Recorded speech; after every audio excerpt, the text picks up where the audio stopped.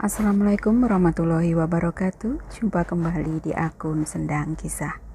Semoga dimanapun teman-teman berada senantiasa dalam lindungan Allah Subhanahu wa Ta'ala dan diberikan kesehatan serta kelancaran segala urusan. Amin ya robbal alamin. Mohon maaf untuk Sendang Kisah dalam beberapa hari tidak bisa menyapa teman-teman semua ya, karena kesibukan pekerjaan. Jadi mohon maaf baru sempat kali ini menyapa kembali teman-teman semuanya. Harap menjadikan maklum adanya. Dan kali ini Sendang Kisah akan membawakan sebuah cerita kisah nyata dari tim emak. Terima kasih emak yang udah memberikan izin kepada saya untuk menceritakan kembali kisah ini. Sehat selalu untuk emak bersama tim ya. Baiklah, tidak berlama-lama dan kita mulai aja. Saya membacakan kisahnya. Bismillahirrahmanirrahim. Dan inilah kisahnya. Selamat mendengarkan. Tahun 2016 merupakan tahun penentuan bagi Firda bersama sahabat kecilnya yang bernama Meira. Bisa masuk universitas atau tidak. Karena keduanya pada waktu itu sedang berusaha mendapatkan jalur beasiswa untuk kuliah di universitas ini. Sebuah universitas ternama yang mohon maaf tidak kita sebutkan ya di sini untuk nama sekaligus kota atau provinsinya, guna melindungi satu dan lain hal yang tidak diinginkan.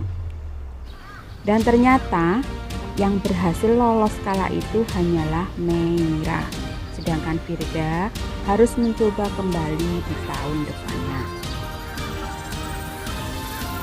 It's okay, bukan perkara besar juga sih bagi Firda. Akhirnya Firda pun mengulang di tahun berikutnya. Jadi dia bisa masuk lolos di tahun berikutnya. Jadi dua sahabat ini adalah anak rantau dari desa ya. Keduanya ingin mengadu nasib ke kota untuk membantu perekonomian keluarganya masing-masing. Dengan target pertama mereka adalah bisa kuliah di universitas lewat jalur beasiswa. Sampai mereka akhirnya berhasil menyandang gelar S1. Barulah setelah itu mereka akan mencari pekerjaan sesuai dengan skill yang mereka punya. Selama di kota ini, jadi selama kuliah itu di kota, mereka berdua ngekos satu kamar dan mereka tinggal bersama. Dan biaya kosnya pun ditanggung berdua. Ya karena emak dan bapak mereka juga tidak bisa mengirim uang banyak setiap bulannya. Maklum ya, orang desa. Jadi kalau nggak ada pendapatan, apalagi kayak ibaratnya sekedar buruh tani atau apa, itu kan biasanya punyanya uang itu kalau pas panen aja. Dan panen pun juga mungkin bisa dibilang setahun 2 kali atau 3 kali aja. Jadi dua sahabat ini otomatis kan harus pinter-pinter berhemat. Beruntung mereka ngekos di tempat yang disediakan tempat masak. Jadi demi menghemat pengeluaran, ya akhirnya mereka putuskan untuk masak sendiri. Dan alhamdulillah juga sih LPG-nya juga disediain sama ibu kos. Baiklah. Senanglah di situ Firda dengan temannya lolos tahun ini. Cuma di lain sisi Meira merasa nggak enak hati. Harusnya mereka masuk di tahun yang sama bareng-bareng, tapi Firda harus mengulang kembali di tahun depan. Dari kegagalan kala itu membuat semangat Firda makin berapi-api. Dia harus bisa mendapat beasiswa itu tahun depan. Soalnya dia udah nggak sabar kuliah bareng sama sahabatnya ini. Setiap harinya ya Meira berangkat kuliah, terus baru balik sore sekitar jam 3, jam 4 gitu baru pulang. Kadang juga pernah si Meira pulang malam karena tugas numpuk dan dia harus cari bahan di perpustakaan. Sedangkan Firda di kos dapat jadwal masak. Dia masaklah itu apa yang untuk dimakan mereka berdua sehari-hari. Pokoknya mereka itu saling memahami lah satu sama lain. Jadi bestie banget dong. Hingga di akhir 2016, tepatnya di bulan Desember, gelombang beasiswa dibuka kembali dan otomatis Firda daftar. Tesnya diadakan awal 2017. Tanpa disangka-sangka, Firda lolos tahun itu. Seneng dong dia dan gak ada henti-hentinya. Firda mengucap syukur alhamdulillah. Kini mereka pun kuliah bersama walau jatuhnya. Sekarang Meira sudah semester 3 dan Firda baru semester 1. Fakultas yang mereka pilih pun berbeda, sehingga membuat dua sahabat ini lambat laun jadi jarang bertemu. Kadang Firda pulang, Meira udah tidur, maupun sebaliknya. Sampai ketika Firda semester 2 dan Meira semester 4, entah kenapa Firda kerap melihat Meira bersikap sedikit aneh. Ya bukan aneh juga sih, lebih tepatnya seperti orang yang baru saja merasakan kasmaran dalam hidupnya. Itu terlihat sekali terpancar di ekspresi muka Meira, yang kerap senyum-senyum sendiri kalau pas di kos. Entah kenapa Meira bisa jadi begitu. Setiap dia pegang ponsel, Meira asik senyum-senyum sendiri. Firda memang senang melihat sahabatnya bahagia seperti itu. Di lain sisi, Firda juga kepo. Andai temannya ini sedang jatuh cinta. Harapan Firda sih semoga Meira tidak salah dalam menaruh hatinya. Yang pasti patah hati itu nggak enak. Perubahan Meira terus berlanjut sampai Meira sudah masuk semester 6. Firda melihat Meira lebih kerap murung daripada senyum-senyum sendiri. Semua terjadi setelah Meira sempat izin ke Firda untuk tidur di kos temannya. Jadi waktu itu begini ceritanya. Meira itu sempat izin ke Firda nggak pulang ke kos karena dia mau nginep di kos temennya. Ada tugas yang harus dikerjakan bersama. Firda di situ iya-iya aja tanpa menyelidiki sepenuhnya. Bukan berarti Firda itu tidak peduli sama temennya. Saat Meira menyebutkan nama teman yang dimaksud itu, Firda kenal dan tahu anaknya seperti apa. Di mata Firda, temannya Meira yang dimaksud itu tipe-tipe teman yang positif. Makanya Firda nggak ada curiga sama sekali. Firda percaya aja soalnya Meira nggak pernah berbohong sedikit pun kepadanya, sekalipun hal terkecil dalam hidupnya. Meira selalu cerita dan jujur, akan tetapi pada waktu itu ternyata untuk pertama kalinya Meira berbohong. Kenapa Firda bisa tahu Meira berbohong? Soalnya Firda sudah mulai curiga semenjak sikap Meira berubah. Awalnya Firda sempat berburuk sangka. Dikiranya teman Meira ini telah bersikap jahat, seperti membentak Meira atau gimana gitu. Soalnya Meira sendiri tipe-tipe anak yang mudah sekali sensitif hatinya. Gak bisa kena marah ataupun nada-nada tinggi. Jadi pas waktu masuk kuliah, Firda jalanlah menemui teman Meira ini. Kita sebut saja namanya Jihan. Jihan yang melihat Firda datang dengan ekspresi sedikit kesal, kaget. Tanyalah Jihan ke Firda dan Firda menceritakan semua yang dikatakan Meira. Sekaligus bertanya, "Kamu apakan Meira sampai seperti itu?" Jihan yang dengar itu bingung.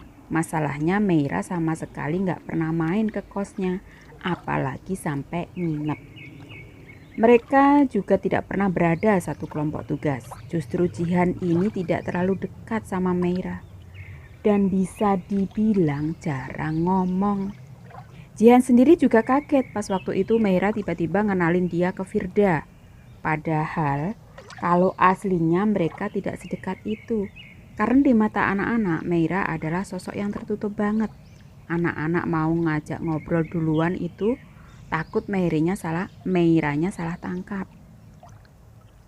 Makanya gak ada yang ngobrol sama Meira kalau pas ada di kelas.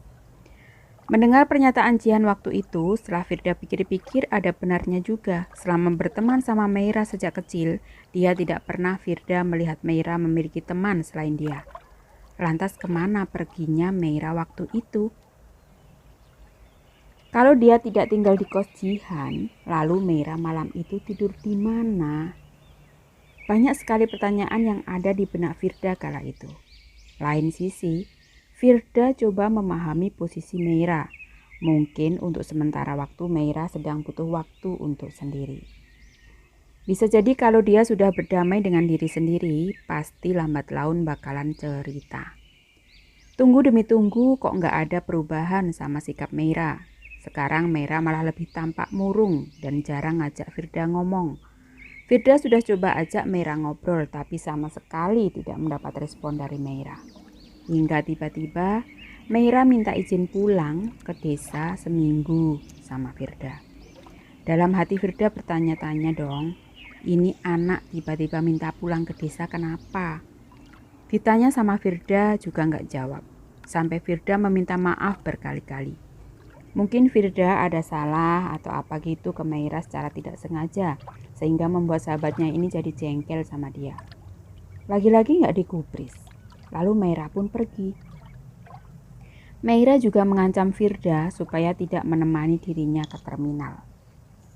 Pokoknya intinya Meira ini gak mau diganggu siapa-siapa. Berkali-kali Firda kirim pesan ke Meira guna memastikan sahabatnya ini sampai ke desa dengan selamat. Bukannya mendapat balasan, Meira malah mematikan ponselnya. Firda di situ khawatir dan langsung menghubungi ibunya Meira untuk memberitahu kalau Meira hari itu izin pulang ke desa. Ibunya Meira yang dapat kabar itu lebih kaget. Meira sendiri gak ada ngomong apa-apa sama ibunya, apalagi izin pulang ke desa. Tahu gitu, bapaknya Meira bisa jemput ke kota daripada Meira harus pulang sendiri naik bis. Cuma semua udah terlambat. Meira juga sudah dalam perjalanan pulang, akan tetapi ada mengganjal di benak Firda. Kira-kira apa yang melatar belakangi perubahan sikap Meira sampai seperti itu? Firda bingung karena seintrovertnya Meira. Jarang sekali Meira bersikap seperti itu, kecuali Meira dapat nilai jelek atau kalau nggak gitu habis diperlakukan kurang sopan sama seseorang. Di pikiran Firda ya mungkin Meira habis dibentak gitu sama siapa. Makanya nyali Meira sampai ciut begitu. Seiring berjalannya waktu, seminggu pun berlalu, Meira tak kunjung balik ke kos. Padahal besok udah Senin dan Meira harus kuliah. Pasti Meira juga sudah ketinggalan pelajaran banyak banget. Masa mau bolos terus? Akhirnya Firda teleponlah.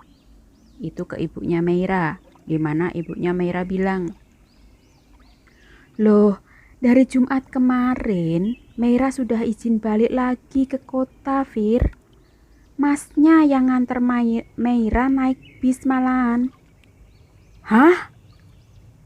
Firda kaget denger itu. Sejak Jumat, ini aja udah hari Minggu, tapi Meira belum juga balik ke kos. Terus anak ini kemana? Bingung dong Firdanya. Firda coba hubungi HP Meira. Ternyata HP-nya nggak aktif. Makin panik Firda sama keadaan sahabatnya ini. Hingga tepatnya sudah hari Senin malam, Meira tak kunjung balik ke kos. Mau nggak mau, Firda harus melaporkan temannya ini ke kantor polisi terdekat dari tempat kosnya. Sembari Firda memberi kabar kepada keluarga Meira yang ada di desa. Semua orang benar-benar khawatir sama kondisi Meira. Sebenarnya apa-apa sih sama Meira ini? Ada apa sih? Setelah melapor kehilangan, Firda malam itu balik lagi ke kos. Pikirannya kacau dan dia hanya bisa nangis. Malam itu dia tidur sambil memeluk boneka kesayangan Meira yang tertinggal. Entah kenapa Firda seperti merasakannya seperti sedang dipeluk sama Meira. Sampai dia terlelap dan ketiduran. Keesokan paginya saat Firda hendak membeli sarapan, dia tidak sengaja mendengar ibu kos sedang menonton acara berita di televisi pagi itu. Di mana Beritanya berisi penemuan jenazah seorang perempuan di salah satu rumah kos yang berkawasan di kota X.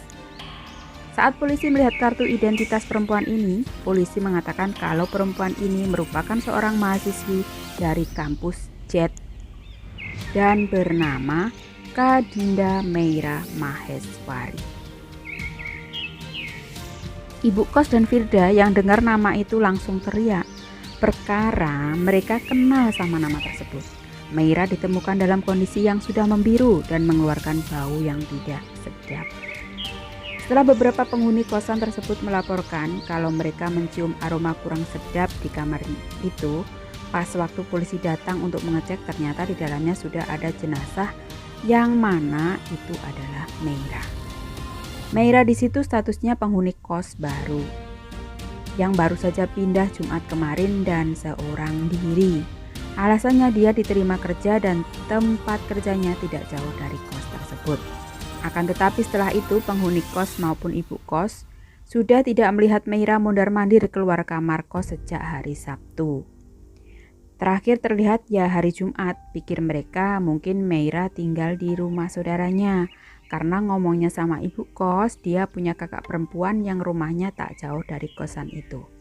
Antara percaya nggak percaya saat menonton berita pagi itu. Tiba-tiba HP Firda berbunyi dan ada satu nomor masuk yang menelepon dia pagi-pagi. Pas waktu dia angkat ternyata itu dari Polsek tempat dia melaporkan Meira semalam.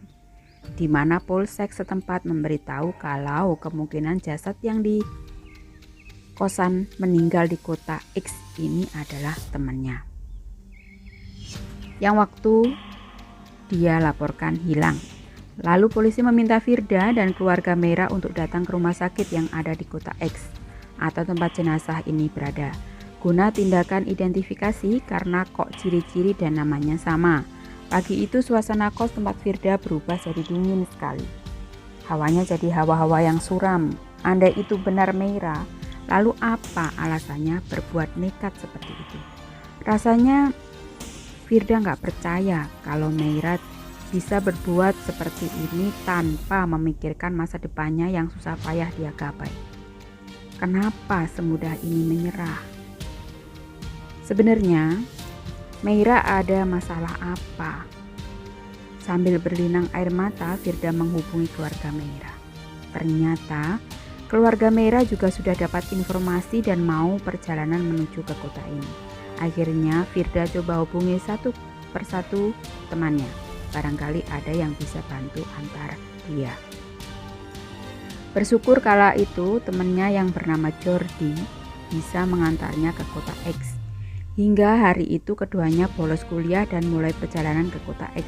Panjang jalan gak ada henti-hentinya Firda meneteskan air mata. Ada banyak sekali pertanyaan yang harus dia temukan jawabannya. Tentunya seputar kepergian Meira dan apa alasan dibalik tindakan nekat Meira ini. Hingga hampir 2 jam perjalanan, Firda pun sampai. Dia langsung menuju ke kamar jenazah untuk melihat jenazah sahabatnya atau bukan. Dengan perasaan dak-dikduk, Firda menghampiri ke arah sebuah tubuh yang sudah ditutup kain putih, sambil berharap itu bukan sahabatnya. Dia terus berjalan dan hingga dia mendekati tubuh tersebut, lalu membuka penutupnya. Betapa terkejutnya Firda ketika dia lihat kok wajahnya mirip sama Meira. Yang lebih membuatnya terkejut lagi itu dikala Firda melihat di telapak tangan sebelah kiri juga ada tanda lahir, di mana Meira memang memiliki tanda lahir di telapak tangan sebelah kiri. Bentuknya sama dan bahkan warnanya sama. Saking syoknya Firda pingsan dan gak ingat apa-apa. Terus dia tersadar dan sudah berada di sebuah bed rumah sakit. Habis itu dia bangun dan berjalan ke kamar jenazah. Ternyata di sana sudah ramai sama keluarga Meira. Semua orang menangis dan tidak percaya kalau Meira nekat berbuat sejauh ini. Di situ polisi mengatakan kalau kepergian Meira murni karena cuma polisi belum tahu motifnya apa, karena tidak ditemukan hal-hal yang mencurigakan di tempat kos Meira di kota X ini. Alasan Meira ngekos di tempat ini juga hanya Meira yang tahu jawabannya. Meira juga sudah dipastikan tidak memiliki saudara yang rumahnya dekat situ karena titik masalahnya sudah selesai. Akhirnya Meira dibawa pulang sama pihak keluarga untuk dimakamkan. Tanpa keluarga tahu alasan Meira memilih jalan seperti ini itu apa.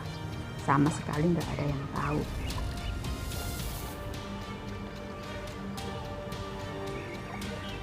Yang tahu hanyalah Tuhan dan Meira sendiri. Sayangnya Firda tidak bisa ikut ke acara pemakaman Meira karena dia masih ada tugas menumpuk. Mungkin setelah dia mengerjakan tugas-tugasnya, dia akan pulang ke desa untuk berziarah ke makam Meira. Keluarga Meira juga memaklumi hal tersebut. Hingga akhirnya Firda perjalanan pulang kembali ke kosnya. Kasian juga sama Jordi yang udah nemenin dia sejak pagi. Pulanglah Firda kembali ke kosannya. Singkat cerita, berita mengenai kepergian Meira mulai menyebar di kos dan kampus. Firda juga tidak bisa lagi mengelak akan hal itu. Stres rasanya Firda selalu dihantui pertanyaan-pertanyaan seputar Meira. Yang dia sendiri nggak tahu alasan Meira melakukan semua ini apa. Kenapa seolah orang-orang ini tak peduli sama kondisi Firda? Dia sendiri juga kehilangan Meira. Bahkan rasa kehilangannya lebih besar daripada mereka semua. Bagi Firda, Meira itu seperti adiknya sendiri. Saking gak kuatnya mendengar pertanyaan-pertanyaan itu, Firda memutuskan untuk libur kuliah sementara waktu setelah dia menyelesaikan tugas-tugasnya. Rencana Firda libur sampai seminggu, setidaknya sampai berita seputar Meira sedikit mereda. Aktivitasnya kini hanya di kamar kos. Kalau perlu cari makan doang dia baru keluar kamar. Karena udah males ketemu sama orang-orang yang hanya menjadikan kepergian Meira sebagai objek bahan gosip mereka saja, tanpa benar-benar peduli dengan kondisi Meira. Dia yakin kalau Meira melakukan semua ini pasti ada penyebabnya. Gak mungkin Meira tiba-tiba bunuh diri tanpa sebab. Sedangkan Meira sendiri sedang berambisi untuk mewujudkan mimpi-mimpinya. Seiring berjalannya waktu, Firda merasa kamar kosnya kini terasa lebih sunyi. Suasananya tak asik dulu seperti dulu lagi. Tak ada senyum Meira yang selalu iseng mengganggunya ketika belajar. Tak ada juga pesan masuk dari Meira yang mengatakan, "Jangan belajar mulu, nanti jadi kutu kupret kau." Firda juga tidak lagi mendapat kabar dari orang tua Meira tentang bagaimana perkembangan kasus Meira ini. Ingin sekali Firda bertanya, tapi Firda masih paham mereka pasti masih berduka atas kepergian Meira. Mungkin lain kali saja deh, batin Firda. Sudah seminggu berlalu Firda mengurung diri di dalam kos. Artinya sudah waktunya dia harus masuk kuliah lagi. Pagi itu dia mulai bersiap-siap untuk berangkat ke kampus. Ketika dia hendak berjalan keluar, tiba-tiba Firda mendengar lemari kamarnya hoyak-hoyak sendiri. Itu gerak-gerak sendiri di lemarinya. Firda noleh dan gak ada siapa-siapa. Tapi lemari itu seolah-olah sedang digoyang-goyang sama seseorang. Cuma Firda gak lihat siapa-siapa di dekat situ. Gak lama kemudian Firda melihat ada sebuah buku yang jatuh dari atas lemari. Setelah buku itu jatuh, lemari itu pun mendadak juga berhenti bergoyang-goyang. Firda dekatilah buku itu dan dia ambil. Dia tak pernah melihat buku itu sebelumnya. Lalu dia melihat ke sekitar kamarnya. Sewaktu pandangannya tidak sengaja menatap ke arah cermin yang ada di lemari itu, Firda melihat ada pantulan wajah Meira berdiri tepat di belakangnya. Terkejut bukan main Firda saat melihatnya, di mana sosok Meira yang dia lihat ini berkata begini, "Baca dan jaga buku itu ya Fir." Suaranya mirip Meira. Spontan Firda menoleh dan sosok itu sudah tidak ada lagi. Dia amati dan memang sosok itu sudah tidak ada. Terus terang Firda di situ tidak bisa lagi memendung air matanya. Tangisnya pecah pagi itu.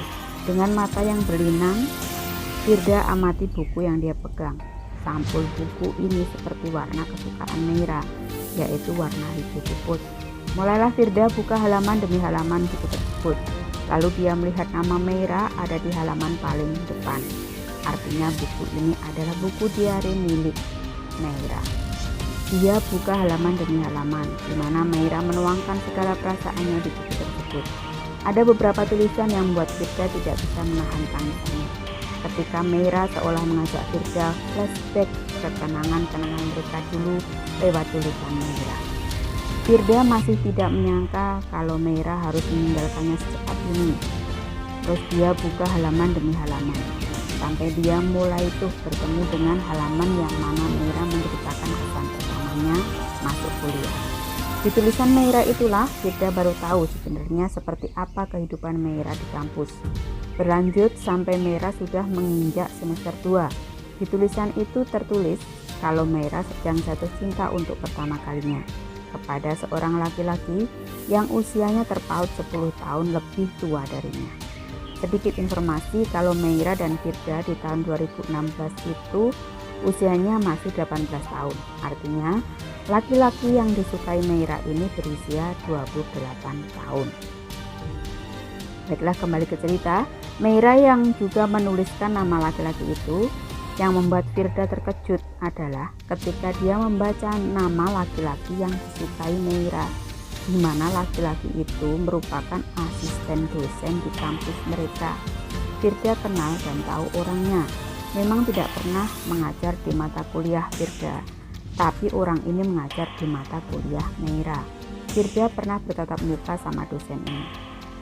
Di pikiran Firda, mungkin Meira hanya sebatas pengagum saja. Dosen itu pun juga terkenal paling hits dan ganteng di kampus. Ternyata tidak. Hubungan Meira dan dosen itu berlanjut sampai mereka resmi berpacaran. Benar-benar pacaran, dan bahkan Meira juga menempelkan foto-foto kebersamaan mereka di salah satu halaman buku diarinya. Kaget Firda melihat itu semua. Harusnya kalau sampai tahu dan berita ini menyebar, bisa-bisa dosen ini kena hukuman dan Meira bisa kena sanksi sosial. Parahnya mereka berdua ternyata juga sudah berkali-kali berhubungan badan. Firda yang baca itu kaget bukan main. Meira yang dia kenal ternyata sampai bisa berbuat sejauh ini sama seorang pria. Tangis Firda benar-benar histeris kala itu. Dia tidak kuasa membaca halaman-halaman berikutnya. Karena saking capeknya nangis, Firda ketiduran dan gak jadi berangkat kuliah. Dia terbangun saat mendengar adzan asar. Buku diari itu masih berada di pelukannya. Matanya sembab dan perutnya mulai keroncongan. Firda putuskan untuk keluar kamar dan pergi cari makan.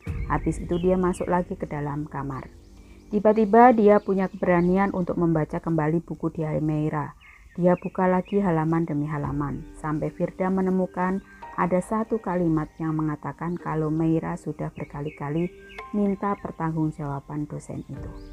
Tapi dosen itu malah minta dia menggugurkan kandungannya dan mengancam Meira. Tulisan ini ada di halaman terakhir tulisan Meira, karena setelahnya halaman-halaman diari itu sudah kosong. Sepertinya tanggalnya sesuai dengan perubahan sikap Meira kala itu. Tak jauh juga dengan alasan Meira yang tiba-tiba ingin pulang kampung. Entah kenapa firasat Firda mengatakan kalau jawaban dari tindakan Meira kala itu adalah karena ini. Karena Meira sebenarnya hamil dan si dosen itu tidak mau bertanggung jawab. Malah menekan Meira secara mental. Membuat Meira hilang harapan, hingga puncaknya Meira nekat berbuat begitu. Sakit hati Firda membacanya. Keesokan paginya emosinya memuncak dan dia habiskan sarapannya. Baru setelah itu dia ke kampus. Hari itu dia harus menemui rektornya untuk membahas semua ini. Dengan harapan dia bisa membawa keadilan untuk kepergian teman kecilnya. Ternyata usaha Firda sepertinya akan sia-sia. Justru Pak Rektornya malah menyalahkan balik Meira. Pak dosen itu dipanggil. Omongan dosen itu mengatakan kalau sebenarnya Meira lah yang menggoda dia. Meira yang memaksanya untuk melakukan hal itu. Meira yang menyerangnya. Hingga dosen ini tidak bisa berbuat apa-apa selain setuju dengan ide gila Meira. Meski alasan itu tidak logis di pikiran Firda, Firda sendiri menyangkal akan hal itu karena dia tahu teman kecilnya ini orang seperti apa. Bahkan Meira sendiri tidak pernah pacaran dan baru kali itu jatuh cinta yang sama jatuh cinta sama dosen ini. Bisa-bisanya mereka mengatakan kalau Meira adalah perempuan penggoda, apalagi ketika Pak Rektornya berkata Tidak mungkin anak saya dari keluarga terpandang bisa jatuh cinta kepada orang rendahan seperti temanmu itu. What? Orang rendahan? Jadi dosen ini anaknya Pak Rektor. Dia berbuat seperti ini dan berlindung di balik kekuasaan nama bapaknya ternyata. Jujur, Firda kecewa banget kali itu. Terus Pak Rektor ini meminta Firda untuk tidak ikut campur. Katanya dalam waktu dekat mereka akan pergi ke rumah Meira untuk membahas hal ini dengan orang tua Meira. Firda juga diminta untuk tidak banyak bicara atau dia akan dikeluarkan dari kampus ini. Habis itu dia diusir keluar. Akhirnya Firda pun keluar dan dia segera menghubungi orang tua Meira supaya segera bertindak dengan barang bukti cukup dari milik Meira. Awalnya orang tua Meira setuju dan Firda langsung pulang ke desa hari itu juga. Sudah dicoba untuk membuat laporan ke kantor polisi terdekat dari rumah Meira. Kata bapak polisinya, bukti seperti ini tidak terlalu kuat di mata hukum. Ini hanya tulisan curhatan anak-anak ABG. Foto-foto ini juga kemungkinan momennya pas aja. Kata bapak polisinya yang membuat Firda marah adalah ketika si bapak polisi ini berkata, mungkin temanmu itu aja yang halus. Bisa-bisanya bapak polisi ini berkata demikian karena tidak mendapat hasil yang memuaskan. Firda rencananya mau mengunjungi kantor PPA setempat guna meminta pertolongan. Akan tetapi beberapa hari setelahnya tiba-tiba dia dihubungi sama ibunya Meira. Beliau mengatakan supaya Firda jangan ikut campur lagi sama masalah keluarganya. Beliau sudah mengikhlaskan kepergian Meira. Beliau sudah tidak mau memperpanjang kasus kematian Meira. Mendengar itu Firda kaget dong tentunya. Padahal kemarin-kemarin beliau juga nggak berambisi. Beliau juga berambisi untuk mengusut kasus Meira. Sampai meminta keterangan pemandi jenazah yang waktu itu mengurus jenazah Meira. Di mana pemandi jenazahnya mengatakan kalau Meira pada saat meninggal sedang hamil. Kemungkinan usia kandungannya masih sekitar 2-3 bulan.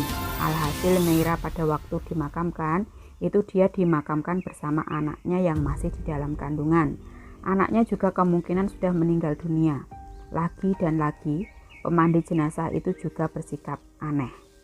Waktu Firda datangi lagi, awalnya bersedia memberi kesaksian. Tahu-tahu sekarang malah berubah pernyataannya.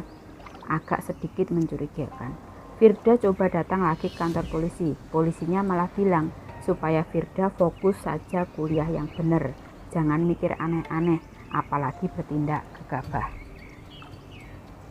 Makin bingung dong Firda melihat situasi yang aneh. Seolah-olah ada sesuatu yang gak beres. Diam-diam dia selidiki. Lah ini tanpa sepengetahuan siapapun. Hingga Firda tidak sengaja mendengar percakapan tantenya Firda sama beberapa tetangga yang mengatakan kalau kasusnya Meira memang sengaja ditutup lantaran pihak sana, mungkin yang dimaksud adalah Pak Rektornya, sudah datang ke rumah minta jalur kekeluargaan dan katanya sambil memberi santunan sebanyak 15 M. Agak gimana gitu Firda mendengarnya. Dia pikir-pikir lagi, dia sendiri nggak punya power apa-apa. Ditambah orang tua Meira sudah tidak mau meneruskan kasus ini lagi. Dia juga sudah ditegur sama orang tuanya supaya dia fokus sama kuliahnya. Akhirnya mau nggak mau Firda diam. Kasus ini mulai menguap dan hilang. Karena di lain sisi dia juga harus mikirin kedua orang tuanya di desa. Firda membagikan cerita ini juga tidak ada maksud apa-apa. Dia hanya berharap semoga kejadian seperti ini tidak terulang kembali. Keadilan harus ditegakkan, sekalipun yang mempunyai problem adalah rakyat bawah. Buat orang tua juga yang anaknya sedang ada masalah serupa, jangan mau disokok dengan uang terus bungkam. Pertanggungjawaban itu perlu ada, karena semua ini demi anak kita, demi keadilan anak kita. Kalau bukan kita yang bersikap peduli sama anak kita, mau siapa lagi? Mungkin di sini jatuhnya Meira melakukannya atas dasar suka sama suka. Tidak ada paksaan, dan di buku diarinya juga berkata demikian. Dia melakukannya karena dia benar-benar sayang sama dosen ini. Permasalahannya, dosen ini tidak mau bertanggung jawab dan malah menekan dia secara mental. Itu poin sebenarnya. Karena Firda tidak mendapat sokongan kekuatan untuk melanjutkan perkara ini, dia putuskan untuk balik ke kota dan kuliah. Bersikap seolah-olah tidak ada masalah apa-apa.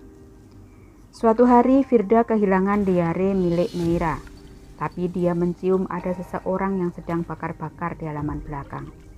Saat itu sudah sekitar jam 20 malam ya, jadi jam 8 malam. Untuk apa juga ibu kos bakar-bakar sampah jam segini? Firasat dia seolah menyuruhnya untuk berjalan ke arah bakar-bakaran tersebut. Entah kenapa firasat Firda mengatakan buku diari Meira ada di sana. Jalanlah dia ke arah sumber asap ini. Di halaman belakang kos Firda ini ada semacam pekarangan yang cukup besar. Ibu kos biasanya bakar-bakar sampah di situ. Tapi pagi pas anak-anak kos pada kuliah, biar nggak ganggu mereka, ini malam-malam. Ya agak aneh aja sih sebenarnya. Waktu dia sudah berada di halaman belakang, Firda terkejut. Ternyata yang dibakar itu bukan sampah, melainkan hanyalah buku diari Meira saja. Di mana buku diari itu lama-kelamaan hangus dan sudah 92% hangus terbakar. Firda tidak bisa berbuat apa-apa tanpa buku diari itu. Sekarang buku itu sudah terbakar dan dia tidak tahu lagi harus bagaimana. Tangisnya pecah dan api itu juga sulit sekali dipadamkan. Siapa juga yang sudah mengambil buku diari ini di kamarnya? Sewaktu dia keluar beli makan, padahal pintu kamarnya dia kunci dan kuncinya dia bawa. Seolah-olah keadilan memang tidak berpihak kepada Meira. Alhasil buku diari itu tidak berhasil Firda selamatkan lagi dan dia balik ke kamar. Semua penghuni kos hanya merasa iba dengan kondisi Firda malam itu. Tidak ada yang mendekat ke arahnya, apalagi memeluknya. Mungkin semua orang tahu kalau Firda sedang berhadapan dengan rektor kampus. Makanya nggak ada yang berani mendekat.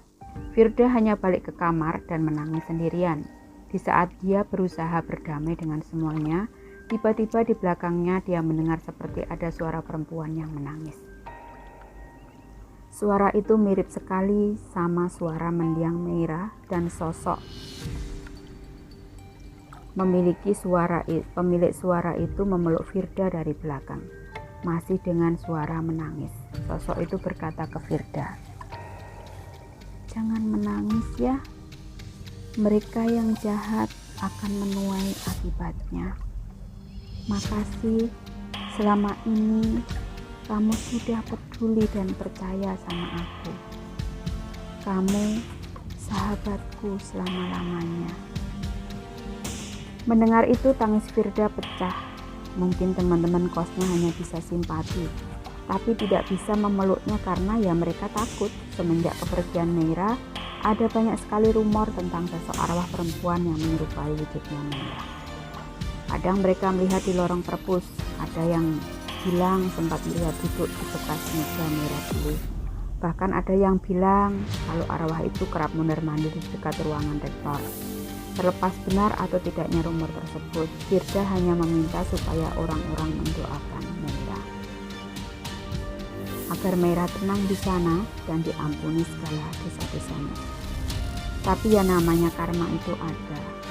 Karena di tahun 2019 kemarin, si dosen ini tertangkap polisi karena kasus pelecehan, di mana siswi korbannya kali ini adalah anak salah satu anggota PN. Sehingga anak ini punya power untuk mengusut kasusnya. Akhirnya ada satu dosen yang membahas kembali kasus Meira pada waktu itu. Sehingga si dosen ini meminta supaya Pak dosen itu dihukum seberat-beratnya.